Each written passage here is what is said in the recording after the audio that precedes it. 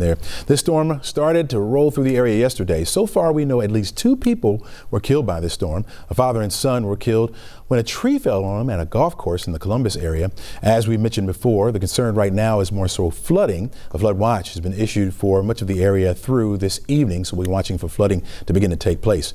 All right, now with more on this wild weather is meteorologist Brett Albright from the National Weather Service in Peachtree City. Brett, thanks for joining us this morning. Yeah, thanks for having me.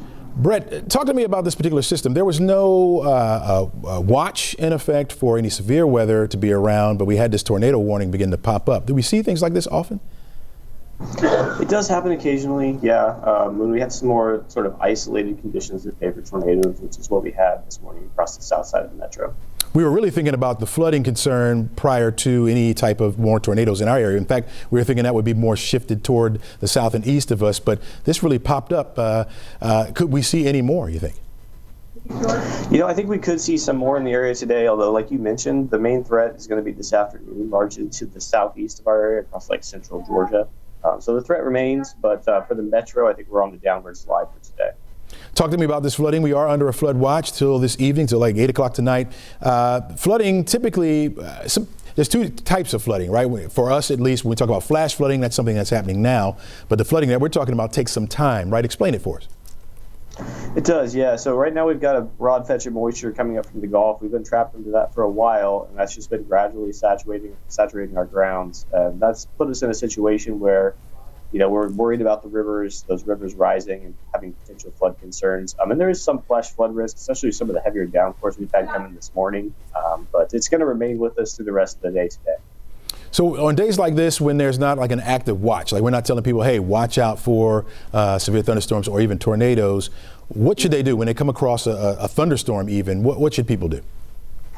It's definitely one of those days where it pays to just kind of be weather aware with stuff. So you do want to pay attention to the weather throughout the day. Just be advised that, you know, inclement weather is around the area. But yeah, like you said, it's not one of those high-end days. So it's tricky out there when you're trying to watch it and, you know, keep your family and everyone else around you safe, right? So it's just, you got to just make sure you're paying attention all the time. One of those days where you really have to watch out. So you need to be prepared, folks. That's what he's telling you.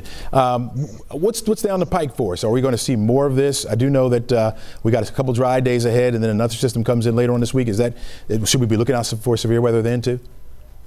You know, right now some thunderstorms are possible, but we're not looking at an overly large severe risk with that one coming in on Fridays later in the week. The next thing we'll probably be worrying about here in the office is potential frost freeze concerns as we get into Tuesday night.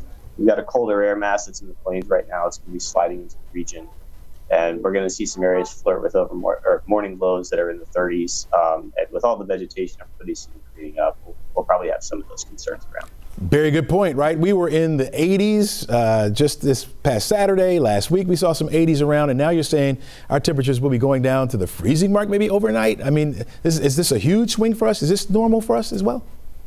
It's spring, right? It's kind of the way it goes. It is a pretty big swing, though. Overall, we were, you know, pushing 20-some degrees above average as we went through the weekend, and then we're going to be dipping down to where our highs, you know, are going to be 5 to 10 degrees below average. So it's definitely a shift. It's a swing, but not uncommon, especially when you see these big severe weather events have that big push of cold air coming behind it, especially in the spring. Gotcha. All right, last question for you, Brett. Listen, are you guys going to send anybody out, any crews down there in Spalding and Henry County where we had this tornado signature? That's a good question. Yeah, we will be. We've got a number of survey crews going out already today. We've got one going down to Columbus. We just talked about that here this morning. We'll be getting down there. I don't know that it'll be today. We'll probably get a few data points in there, but to complete the survey, I think we're probably looking at through the day tomorrow, just to make sure we've got everybody getting to where they need to be out there. So. Bonus question. I'm sorry, real quick. The area in which the tornado signature was today, have you guys gotten any reports of any damage around that area?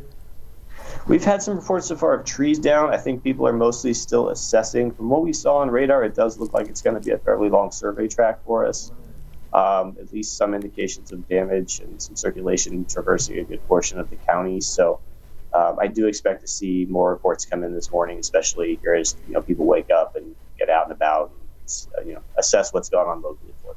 Excellent. All right, meteorologist Brett Albright with the National Weather Service in Peachtree City. Thanks for joining us.